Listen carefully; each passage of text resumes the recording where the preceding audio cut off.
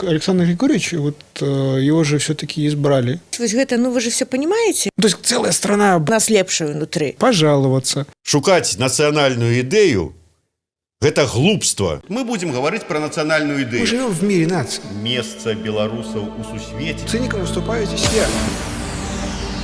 Ідея X на Єврорадіо. Вітаю ўсіх слухачоў Еўрарадыё, в эфіры чарговы выпуск праграмы «Ідэя X», праграмы, падчас якой мы, нягледзячы ні на што, працягваем шукаць, прамаўляць, намацваць беларускую нацыянальную ідэю, як звычайна вядучыя ў студыі Максім Гаруноў і Зміцер Лукашук.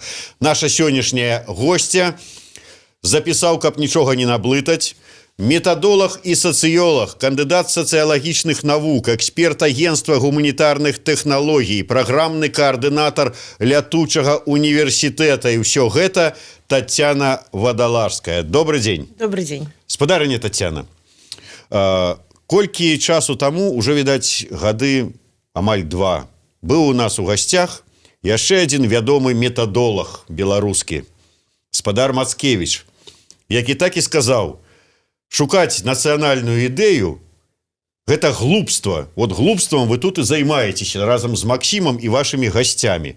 Вы свайго калегі меркавання падтрымліваеце ці не? Я, прынамсі, разумею яго меркаванне, бо, ну, сапраўды нацыянальная ідэя – гэта ідэя нацыі. І фактычна гэта ідэя пра тое, што нацыя ёсць. І, канешне, ну, што ёсць мы, і мы ёсць пэўная супольнасць, якая аб'ядноўваецца там не так, не гэтак, а вось, ну, нацыянальна. І ў свой час, канешне, для таго, каб такая супольнасць паўставала паміж іншымі супольнасцямі, там, падданых ці нейкіх іншых, ну, вось, сапраўды гэта, ну, было важна, ну, нейкае такое прамаўленне. На сёння нацыянальныя дзяржавы, нацыянальнай супольнасці, ну, это фактычна, ну, як бы, амаль аўтаматычна мы становімся. І таму, ну, я думаю, што варта шукаць не зусім нацыянальную ідэю, як ідэю нацыі, а тое, што мы уяўляем сабе пра сябе. Ну, вось, калі мы кажам, што там нацыя, гэта ўяўная супольнасць, так? Гэта калі кожны дзень, ну, кожны дзень, там, можа, не кожны чалавек, але кожны дзень мы нейкім чынам сябе ўяўляем. І потым рэалізуем сябе ў гэтым уяўленні. І ў розныя часы розныя грамадствы больш актыўна ці менш актыўна займаюцца гэтым уяўленнем. Вось зараз, мне падаецца, мы вельмі актыўна займаемся гэтым уяўленнем таго, што мы ёсць. І, ну, канешне, можна гэта назваць нацыянальнай ідэяй, але, ну, вось, для мяне гэта хутчэй вось уяўленне пра Беларусь, уяўленне пра сябе. І пра гэта, я думаю, што, ну, варта размаўляць, гаварыць, фіксаваць, бо, ну, як бы гэта важна, бо мы ўсё ж жывем у сферы ідэй, ну, праз ідэі, і тое, што мы думаем про себе, такими мы и есть. А насколько белорусы вообще охотно про себя так разговаривают, себя описывают, спорят о себе? Мне падаецца, што беларусы, в прынцыпе, у гэтым сэнсе не адрозніваюцца ні ад каго іншага. І я думаю, што ў розныя перыяды яны, як бы, па-рознаму гэта робяць. Так? Калі ў нас, ну, больш-менш все спакойна, добра, і вось, ну, нейкае такое ўяўленне пра сябе ўсталявалася, то, ну, навошта нам пра гэта казаць? Вы ж не думаеце кожны дзень такой: а хто я такі? А што я? Але калі вы сустракаецеся з, ну, нейкімі там праблемамі, перашкодамі ці новымі умовамі, то, ну, мы пра гэта думаем. І, ну, вось зараз такі перыяд, я думаю, што вось сёння беларусы шмат думаюць, я думаю, пра то, хто мы такія. Мы вот брали интервью у уважаемого Станислава Станиславовича Шушкевича, и мы ему задали вопрос: Станислав Станиславович, вот вы когда подписывали документ о том, что Беларусь незалежная, вы о чем думали? Он чисто ответил: а мне надо было уголь купить. Вот. И вот как бы, а потом мне нужно было, чтобы этот документ, который я подписал, чтобы его где-то там в Минске подтвердили.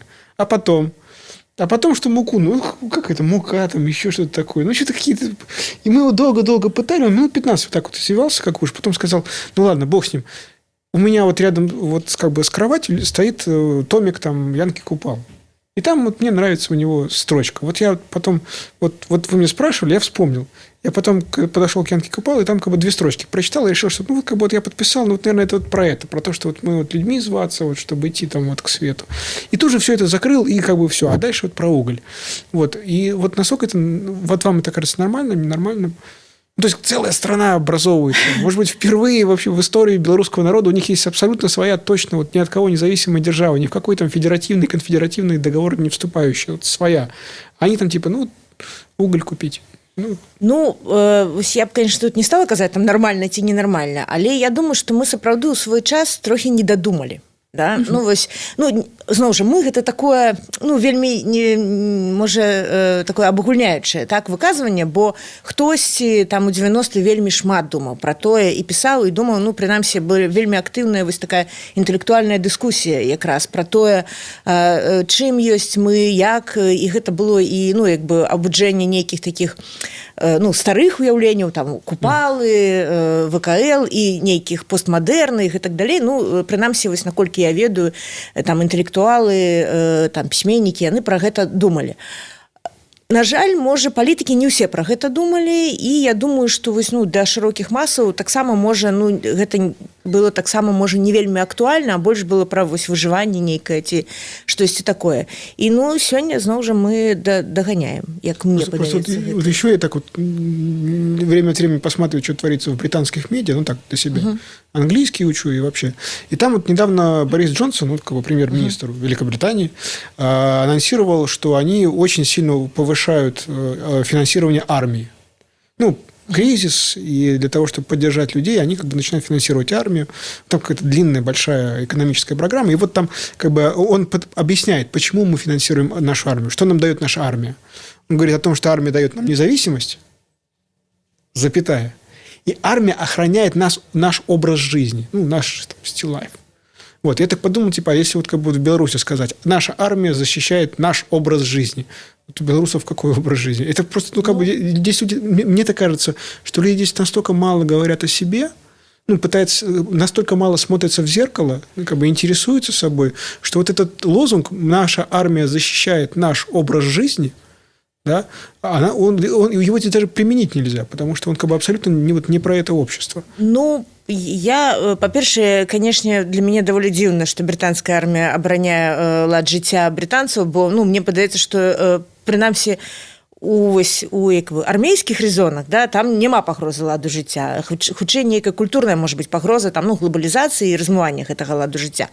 Але я пагаджуся, што сапраўды беларусы, зноў жа, мне падаецца, да пэўнага моманту не шмат пра сябе казалі, яшчэ ў даўнія часы, калі я працавала ў інстытуце сацыялогіі і абараняла кандыдацкую дысертацыю, яна была пра грамадзянскую ідэнтычнасць і пра... і галоўная тэза там была пра тое, што это быў 2004 год, 3-й, 4-й, калі даследаванне праводзілася, што ідэнтыфікацыя, тым, што мы беларусы, я беларус, я грамадзянін Беларусі, яна сфармавалася на той момант, і людзі даволі просто сябе ідэнтыфікавалі, гэта было замацавана. А змест гэтай ідэнтыфікацыі, то бок, а што гэта значыць? Ён быў вельмі невялікі. То бок, адказы былі прыкладна такія, што, пашпарт у мяне ёсць, жыву я тут. І гэтага сапраўды, калі запытвацца, то разгорнутага сказу пра тое, а што гэта значыць, амаль не было. Я думаю, што яно патроху, і мне падавалася, што гэта праблема. Гэта галоўная праблема. Не ідэнтыфікацыя, а гэта змест ідэнтычнасці, да, змест уяўленняў пра сябе. Неважна якіх, чым складаней, чым глыбей яны, тым, больш тады каштоўнасным становіцца лад жыцця наш. Да? Мы разумеем, што мы чымсьці адрозныя, што мы чымсьці адметныя, што мы адны і тыя ж увесь перыяд, што гэта мы. Так, гэта, была такая праблема, зноў жа, я думаю, што, па-першае, мы паступова запаўняем гэты змест. І проста само існаванне ў незалежнай краіне так ці інакш напаўняе гэты змест. І зараз, я думаю, што якраз ладам жыцця. Напрыклад, не характарыстыкамі менталітэту ці характару, а тым, як у нас вядзецца. Да? Вось, як у нас арганізавана жыццё. І вось я б тады сказала, што у нас ёсць такая не тэрытарыяльная, а хутчэй такая прасторавая ідэнтычнасць. Прасторавая ў тым сэнсе, што вось як пабудаваны стасункі, як арганізавана жыццё, як мы прызвычаіліся штосьці рабіць. Вось тут робіцца так, а ў іншых краінах па-іншаму. І это фактычна лад жыцця.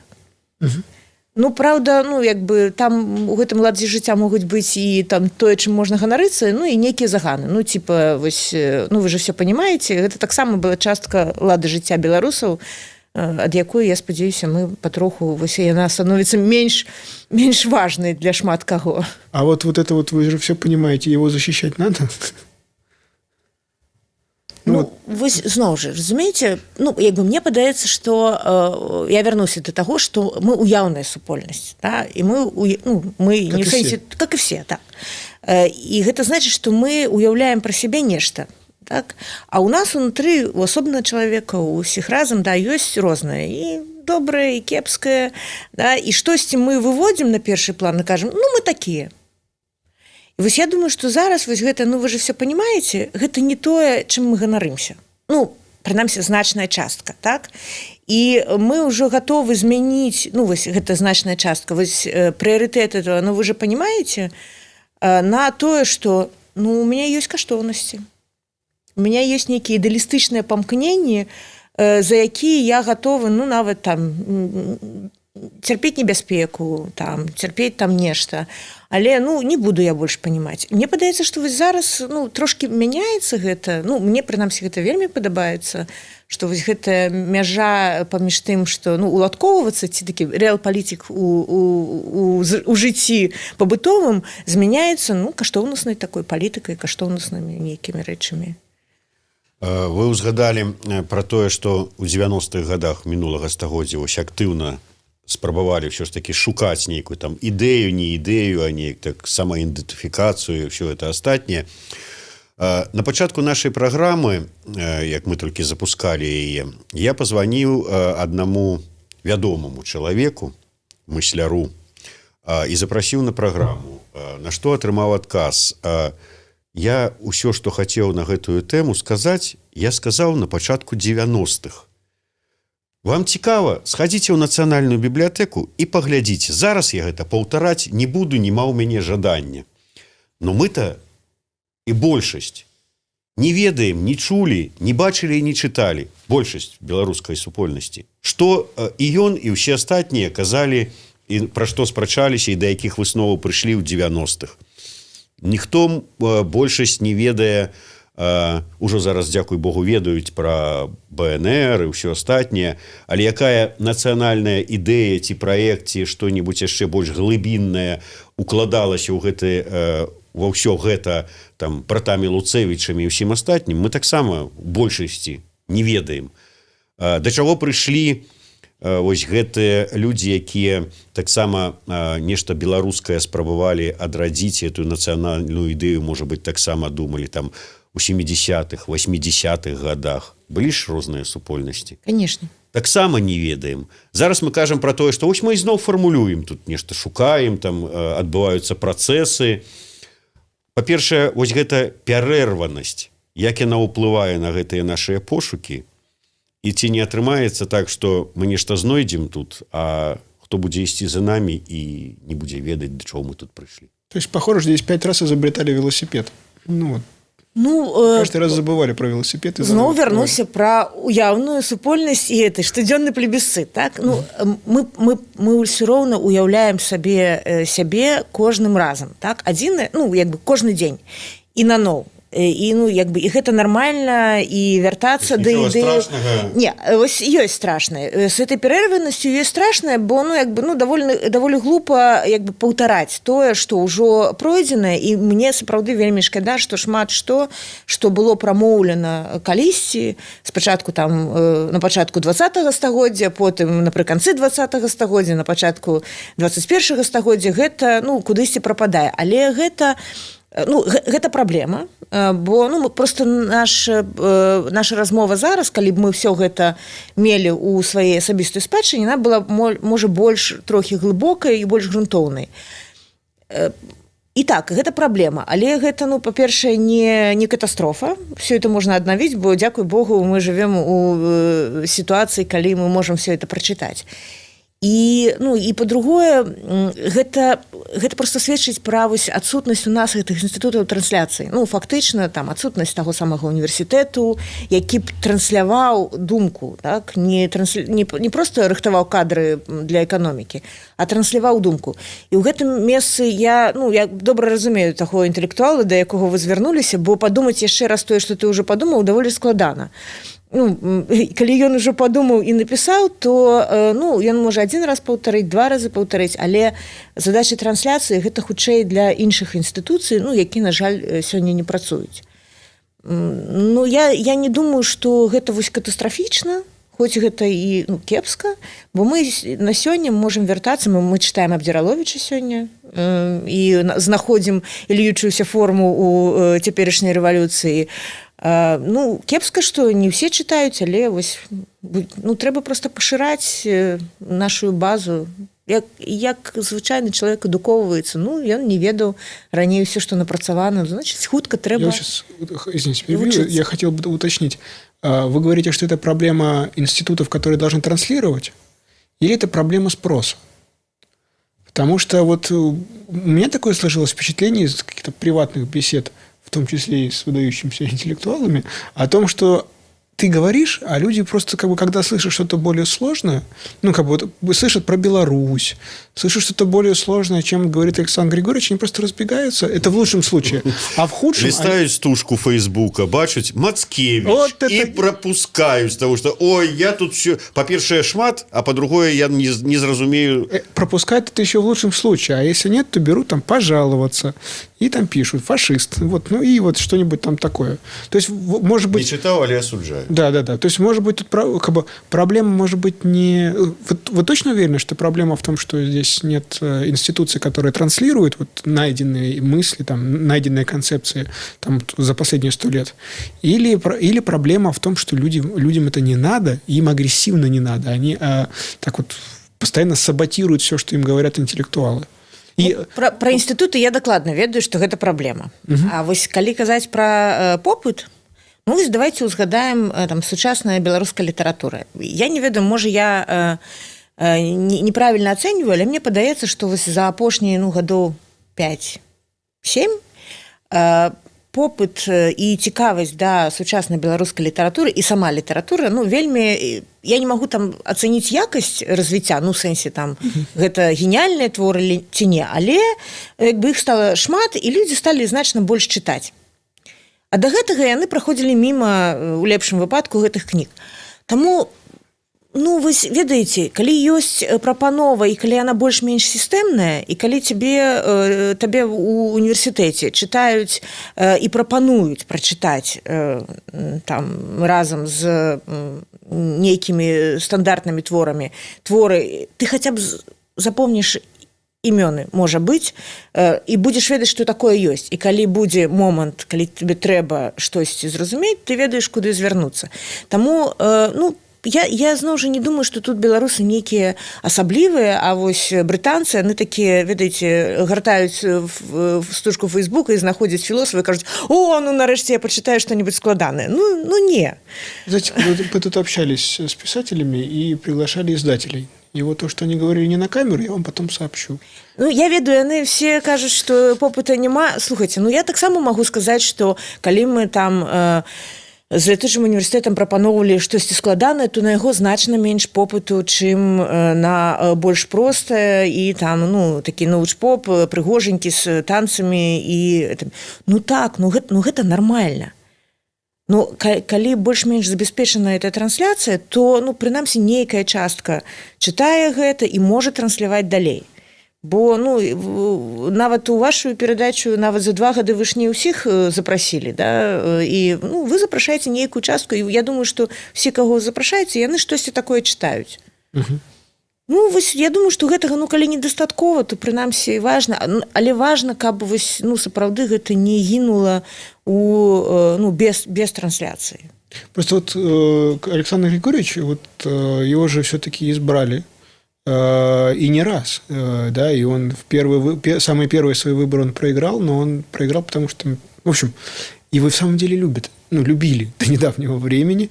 А Александр Григорьевич, если посмотреть его широкую натуру и вообще все, что он сказал, там очень много сказано о том, что книжки – это не очень хорошо. И вообще это такой президент без книжек. Он спортсмен, он лыжник, он огородник, он доер, вот. Но он не читатель книг. То есть я сука, пытался вот найти где-нибудь какую-нибудь фотографию, где он так как бы вот сидит вот с книжкой, или там как бы посещает вечер поэзии, или как бы там общается вот с какими-то вот интеллектуалами. Тут то, что было, допустим, у Машерова, да, там, который вот по легенде, там, с Короткевичем как бы вот и выпивал, и курил, и как бы там что-то такое обсуждал. Вот у Александра Григорьевича вообще нет, и его тут любили 26 лет.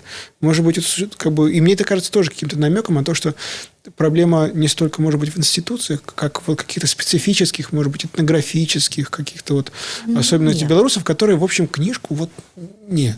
Не, ну, слушайте, вот с чего вы это взяли? Ну, вот я смотрю на человека, которого здесь любят 26 лет, и он, что? Ну, і што? И он за 26 лет ни разу в руках книжку. А до гэтага быў Машэраў, якого таксама любілі, і вы кажаце, што ён быў з кніжкай. Это былі тыя самыя людзі.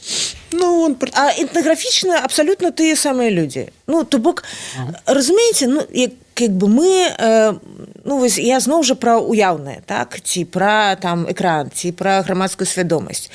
Штосьці людзям прапануецца, і на гэта адгукаецца ці штосьці ў нас горшае, ці штосьці ў нас лепшае ўнутры. І калі, ну, як бы нам навязліва прапануюць там кароўнікі, агароднікі і так далей, то ты, хто не адгукаецца на гэта, сыходзіць у ўнутраную эміграцыю і чытаюць свае кніжкі ў іншым месцы. Ну, а іншыя не адгукаюцца. По поводу читают свои книжки. Средний тираж 300 экземпляров здесь, в Беларуси. Ну, вот, і у независимых издательств. Ну, я думаю, што калі вы этих выдаўцоў тут запрашалі, яны вам все распавядуць пра рынок яшчэ. І ў гэтым сэнсе для невялікай краіны, ну, гэта ненармальна, канешне, такі тыраж, але, ну, як бы ну, сапраўды, у нас вельмі неразвіты рынок, кніжны рынок, тым больш, ну, як бы незалежны рынок. І вось тыя умовы, якія ёсць у выдавецтваў, напрыклад, дзяржаўных і недзяржаўных, і ў крамаў дзяржаўных і недзяржаўных, ну, як бы гэта ўсё цалкам не спрыяе выданню кніжак, і гэта звязана з тым, як сабе ўяўляе добрае жыццё і Беларусь той, хто сёння у нас уже, дзякуй Богу, нелюбимый и нелегитимный. Вот последний пример. Вот к нам приходила замечательная историк, исследовательница Алена Маркова. У нее выходила книжка «Шлях до белорусской нации». «Шлях до советской нации» она называлась. Ну, как бы вот про 20-е годы в Беларуси. Вот как процесс белорусизации, как появились белорусские советские школы, ну, и так далее. Так вот, эта книжка до этого у нее выходила на чешском языке в Чехии. А потом она вышла на белорусском в Беларуси. На белорусском в Беларуси ей дали премию, но книжка была 100 экземпляров. Я этот экземпляр купил, думая, что вот как бы 100 экземпляров сейчас все разберут, ее до сих пор можно найти. Книжка вышла 3 года назад, можно найти в Академкниге. При том, что книга, она уникальная в том смысле, что вот, ну, как бы об этой теме мало кто писал, и как бы исследовать 20-е, рыться в документах. Ну, глядите, а давайте теперь уявим себе, колькі в Беларусі універсітэтаў. И написано очень хорошо. Вось, колькі в Беларусі універсітэтаў, колькі там адукоўваецца гісторыкаў, так, і колькі, а гэта інстытуты трансляцыі. Вось каму гэта павінна быць цікава? Ну, людзям, беларусам, ну, у асноўным гэта спачатку павінна быць цікава тым, хто настаўнікі гісторыі, там, ці гісторыкі, ці адмыслоўцы, ці журналісты і гэтак далей. А потым ужо, ну, як бы гэта распаўсюджваецца, да? Потым вы распавядзеце, што такая класная кніжка, вас паслухае яшчэ хтосьці і гэтак далей. Але гэту кніжку пра яе ніхто не раскажа ва ўсіх універсітэтах, ну, можа, за невялікім выключэннем.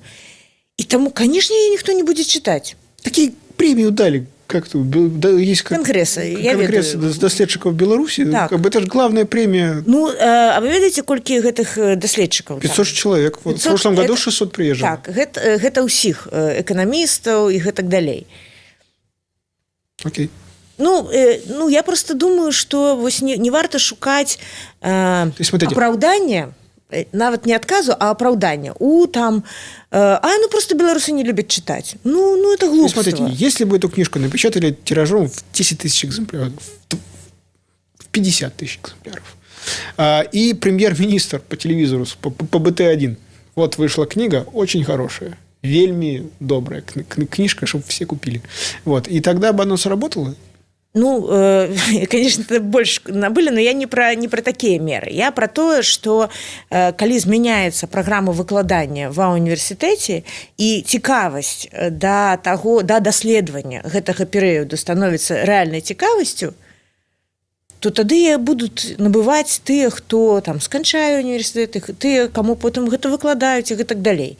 Ну, конечно, это добра, калі міністр бы паказваў гэтую кніжку. Ну, это такі шлях не вельмі... Ну, можа, один раз спрацуе, конечно, так все книжки не допоказываешь. Вы так вот отвечаете, а если представляете, такой стоит белорус, ну, белорус такой, в соломенной шапке такой. Где вы видели этого белоруса в шапке соломенной? Белоруса? Ну, в мемах его видел. Ну, это условный. Вот в мемах. Вот не треба распаўсюджваць гэтыя дурацкие мемы. Хорошо, просто белорус стоит и такой вот слушает вас и кивает. Ну, да, у меня же в школе не преподавали. Так что ж я?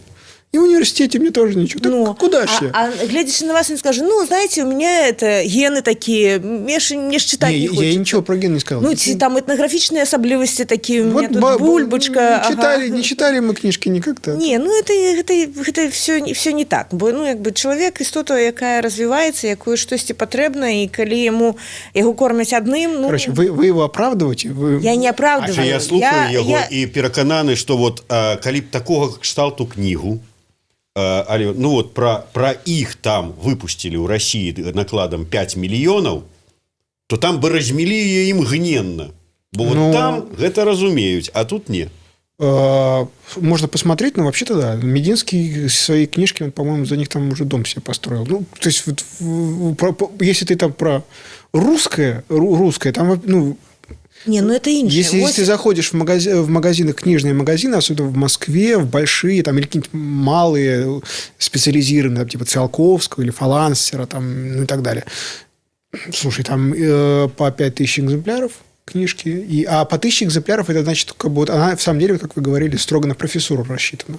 То есть книжки расходятся. Ну, вот поглядите населенство России, и 1000 экземпляров, и населенство Беларуси, и 100. Ну, то есть 100 это нават более. Так а что с Россией сравниваете? С Польшей давайте. Вот. Не, а у Польши, між іншим, ну, Россия, між іншим, таксама значно лепше працуюць, ну, принаймні, працавали до некага моменту вось гэтай інстытуцыі. Чего вы все время с Россией сравниваете? Ну, не, это вось Зміцер пачаў з Россией сравнивать. А у Польши... Ты привязался вообще? У Польшы, у Літве значна лепш працуюць вось гэтыя інстытуты трансляцыі. Ввогуле, я, конечно, зараз лічбаў не назову, но колькі год таму вось Андрэй Казакевіч, яго было даследаванне пра навуковую сферу, і там было параўнанне колькасці гісторыкаў. І это было, мне падаецца, там нават у абсалютных лічбах іх было больш у Літве, чым у Беларусі. У абсалютных, а Літва, ну, як бы значна меншая.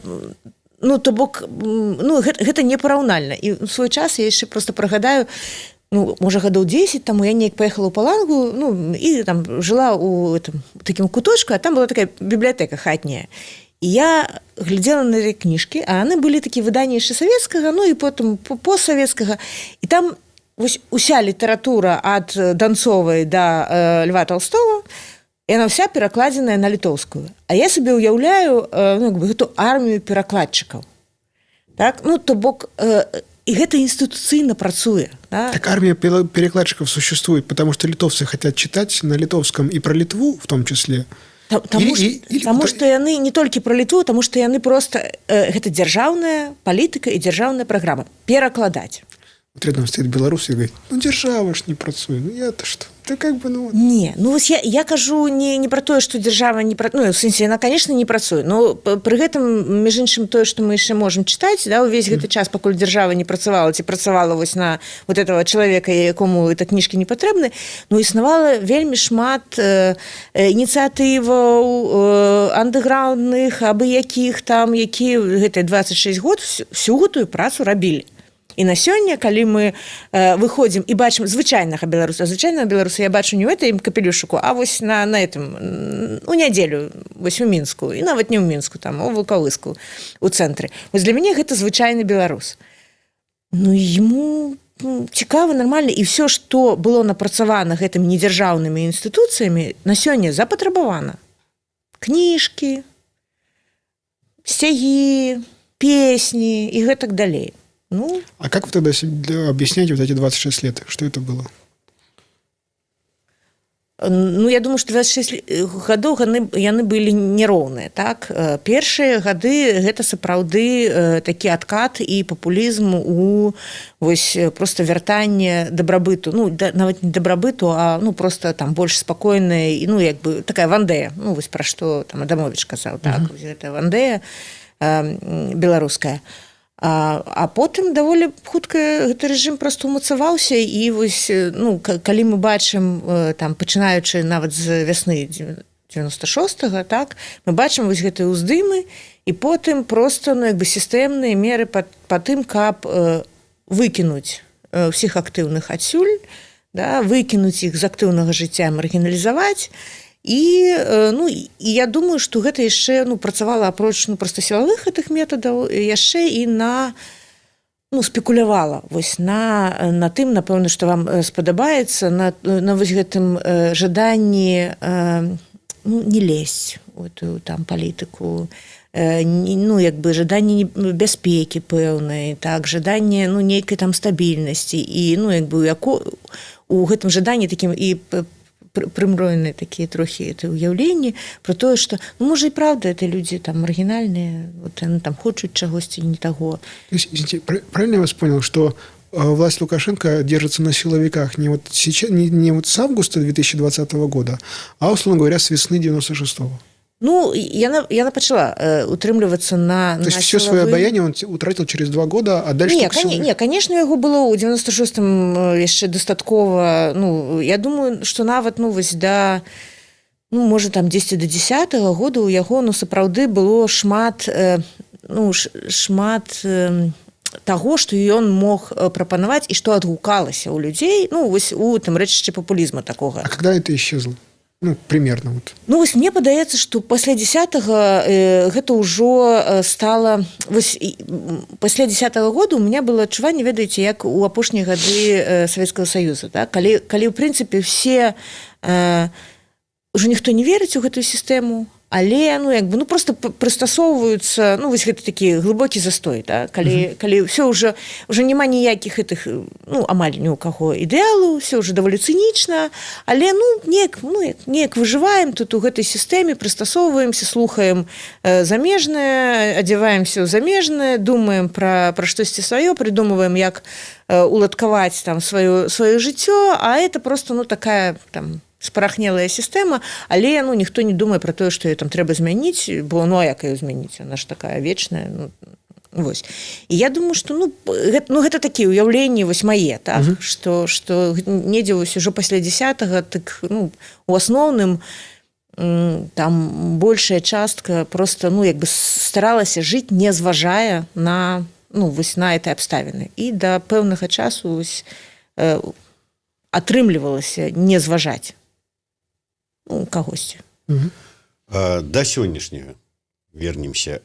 Тое, што адбываецца з беларускім грамадствам, з беларусамі цяпер. Вот як вы гэта бы апісалі і вот, ну, ці бачыце вы над... Ну, вам не падабаецца гэта фармулёўка там нацыянальнай ідэі ці там вот на нешта, вот як адбываецца і ці адбываецца працэс вот нейкага там фармулявання там ці нейкага там пачатак уяўлення сябе там і гэтак далей там нацыі сябе ў гэтай нацыі. Ну, так, я ўжо казала, што мне падаецца, што зараз якраз гэта вельмі актыўны працэс ідзе. Ввогуле вось гэта ну, такі канцэпт там сацыяльнага уяўлення, калі ну, як бы мы нейкім чынам думаем пра сябе, а потым гэта там адбіваецца ў літаратурных творах, у нейкіх там вобразах, а потым мы гэта адлюстроўваем сваю... Мы можам бачыць, што вось там 4 месяцы мы прям... Ну, звычайна гэта не бачна. Ну, гэта так расцягнута, там гэта такі культурны працэс, ён доўгі, а тут мы прям бачым, што як бы мы там выйшлі 16 жніўня, паглядзелі, сказалі: ого, это мы? Да, это мы. Ну, прыкладна, вось, мне падаецца, так, і так это зараз адбываецца, і зараз вось, ну, я б сказала, што мне так падаецца, ведаеце, вось, ну, як бы у кожнага чалавека ўнутры, да, ёсць, ну, вось нейкая такая мяжа, так, мяжа бяспекі і мяжа, ну, каштоўнасцяў, так, ну, вось, ну, і она такая, ну, як бы трохі падвижная, але мы вось дзесьці разумеем, што, ну, вось за гэта я гатовы там цярпець, а за гэта не. І, ну, як бы мы не думаем пра гэта кожны дзень, але вось яна неяк... І мне падаецца, што зараз вось мы неяк усе разам і кожны паасобку, вось ёсць гэта абвастрэнне гэтай мяжы, так, і яна рухаецца ў бок каштоўнасцяў, так. І я думаю, што, ну, мы самі сябе паважаем за гэта.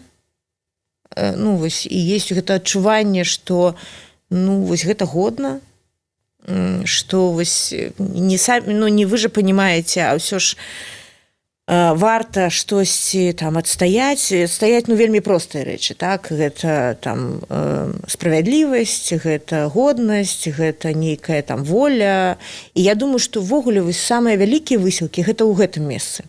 Ну, вось гэта ў месцы унутранай мяжы. І, ну, і на сёння у нас такі прям, ну, вельмі моцны, этычны, маральны, вось гэты, маральная праца ідзе. Я думаю, што, ну, як бы гэта вельмі важна вось уже для, ну, як бы для нацыі, да, для гэтага, вось просто гэтая праца, якую кожны там робіць, і сёння вельмі складана не рабіць гэтую працу. Ну, мы амаль все потрапляем у сітуацыю, дзе, ну, не, канешне, можна ўнікнуць там кудысьці, але, ну, шмат хто, ну, потрапляе ў гэту сітуацыю, і вось я якраз думаю, што гэта зараз адбываецца, і мы такую зараз, ну, уяўляем сабе лепшую версію сябе і спрабуем яе рэалізаваць. Я вот сейчас возьму, да и включу Зенона Станиславовича Слегонца. Вот не выходить на улицу, когда людей просто бьют на улице, ну и когда вот у тебя в медиа все эти синяки, ну это ж какой свиньей надо быть, чтобы вот в такой ситуации не выходить. То есть вот получается, вы когда говорите, что, ну, это радость большая, что люди выходят, это значит, они могли не выйти, даже видя эти кадры вот в Телеграме с избиениями, ну, с этой лоджией. То есть они могли даже так не выйти. То есть могло произойти даже вот это вот. Слушайте, ну, вось, ведаеце... Ну, то есть... Не, героем быць, напэўна, круто, так, але людзі не абавязаны быць героямі. І калі людзі, ну, выходзяць, ведь яны выходзяць не толькі таму, што яны ўбачылі сінякі, але яны ведаюць, што яны могуць аказацца на месцы вось тых, каго яны толькі што ўбачылі. Так они выходят для того, чтобы это прекратить. Канешне, не, я як бы цалкам за тое, каб выходзіць, але я просто разумею, наколькі, я па сябе разумею, наколькі гэта вялікае ўнутранае напружанне. І, ну, я паважаю гэта напружанне, бо калі ты просто тебе ўсё роўна, то, ну, як бы для мяне гэта, ну, мне падаецца, што гэта каштуе значна, ну, такая адвага, ведаеце, а я тут это герой, да, я такіх людзей амаль не ведаю, а калі гэта ёсць, мне падаецца, што гэта, ну, не то, што менш каштоўна, для мяне вельмі каштоўна, калі людзі напружваюцца, і калі вось гэтая мяжа, яна там, ну, пасоўваецца ці, прынамсі, рэфлексуецца. Я проста ў гэтым сэнсе заўсёды Быкова узгадваю. Вось усе творы Быкова, яны пра гэту мяжу. Так, пра тое, што даражэй, там, жыццё, ці ідэя, ці можна, і гэта заўсёды складаныя пытанні. Вось, ну, нельга рабіць такія пытанні простымі, адназначнымі і, ну, як бы, вось, і яшчэ, ну, як бы ставіцца да іх такім чынам, што, вось, ну, это першае правіла піянера, там, ён павінен, там, любіць родзіну, а калі ён любіць мала, то мы яго будзем, там, лічыць кепскім. Вось, ну, так нельга. Трэба паважаць вось гэты высілкі чалавечыя, унутраныя. Просто я-то думаю, мне кажется, ну, вот из того, что я читал, я, как бы, в других странах не особо жил, но из того, что я читал, мне сложилось такое впечатление, что вот эту черту, вот либо подойти к ней, либо даже переступить через нее, ну, когда ты начинаешь рисковать, да, вот уже серьезно чем-то, да, то есть в других странах, допустим, во Франции, люди, ну, как бы, условно говоря, во Франции, люди перешли бы, если бы Макрон вдруг начал бы называть Францию клочком земли. Вот он, Макрон выходит, говорит, наша Франция – это несчастный клочок земли, и все. На утро, на следующий, через 15 минут 2 миллиона на улице, и Макрона сносит. А я вось не ведаю зараз. Ну, там они постоянно выходят. Не, они выходят постоянно. Ну, давайте, а яны выходят вось паводле назвы клочка земли, ці яны выходят паводле нейкіх там кепских социальных умоваў. Не, я понимаю, но просто Макрон, я так понимаю, ни один президент, ну, мало кто, я просто не специалист, поэтому так, я думаю, что мало кто из президентов, из глав стран может позволить себе вот так вот высказываться о своей стране и о своем народе. И я думаю, что если бы где-то кто-то и высказался как-то вот нелепо, ну, вот, как-то вот люди бы уже рванули бы. То есть я к чему это? К тому, что у большинства у белорусских соседей вот этот триггер, когда надо выходить, да, он срабатывает не когда уже избивают, а на дальних подступах, когда у лидера начинают проскальзывать хоть какие-то признаки неуважения к нам. Да, причем такого, знаете, вот... па-перше, я казала нават не пра триггер. Мне падаецца, што вось пра гэту мяжу, пра якую я казала пра ўсякія складаныя пытанні, так? З триггерам, ведаеце, вось я вельмі не люблю вось ад пачатку этой рэвалюцыі гэтай параўнанні, да? Вось украінцы хутка падарваліся і пачалі тут этой пакрышкі жэч, а мы тут не. А літоўцы ўжо... При том, что Янукович, он же ничего такого не сделал, он просто сказал, что давайте на месяц перенесем все эти разговоры про у вас есть семья? У меня? Нет. Там ці стасункі з кімсьці. Вось стасункі з вашым любімым чалавекам у вас адныя, а вось узьміце іншыя. І ў гэтых стасунках, гэта абсалютна індывідуальныя стасункі. Гэтаксама, як і сітуацыя, у якую мы патрапляем, у краіне, так? Я абсалютна не ведаю, можа, французы прям такія класныя, і адназначна яны вельмі класныя. Але я не ведаю, можа, яны там не дазволілі ввогуле вось таму адбывацца, што адбывалася 26 гадоў. А з іншага боку мы ведаем, што Нямецчына вельмі круты народ, вельмі крутая страна. Яны неяк, вось атрымаўся у них, гэты Гітлер. Так а у кого Гітлера не было? У всех? То бок, і разумееце, вось гэтае параўнанне, а яны б ужо даўно выйшлі, а мы тут яшчэ не до конца выйшлі. Мне падаецца, што яны недарэчныя. Вось не пра гэта трэба думаць. Да? Трэба думаць пра тое, а колькі мы там прайшлі ўжо і чаго нам не хапае, каб дайсці да канца. А параўноўваць, хто там хутчэй прайшоў, хто лепш за нас, хто горш, неяк не ведаю. На жаль, трэба завяршаць праграму. Я вот зараз у такім разгубленасці у такой, што не ведаю, потому што звычайна я пытаюсь, а вот сфармулюйце нам сваю нацыянальную ідэю. А тут же ж размова пішла, што ніякай нацыянальнай ідэі, менавіта, як ідэі, не час для яе, то сфармулюйте нам что-нибудь. Нет, и сказали, национальная идея – это то, что мы есть. А вот национальная повестка, она меняется. И сейчас национальная повестка, она моральная.